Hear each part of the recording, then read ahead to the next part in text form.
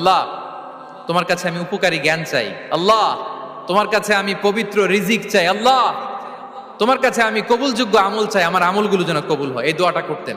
এই দোয়াটা পড়বেন তো সবাই। বিষ্ণু ইসলাম নিজে পড়তেন সকালবেলা, একেবারে দিনের শুরুতেই রিজিকের বরকতের জন্য দোয়া করে তিনি ওনার ডে স্টার্ট করতেন। কোরআনে অনেক আয়াতে রিজিকের জন্য দোয়ার ব্যাপারে পাওয়া যায়, আমরা সেদিকে যাব না। সাইয়েদনা ঈসা আলাইহিস সালাম তিনি বলেছেন আল্লাহ আকাশ থেকে মায়েদা পাঠান। ওই আয়াতের শেষে বলেছেন ওয়ারযুকনা ওয়া আনতা খায়রুর রাযিকিন, আল্লাহ আপনি আমাদেরকে রিজিক দিয়ে ধন্য করুন, আপনিই তো রিজিক দাতা।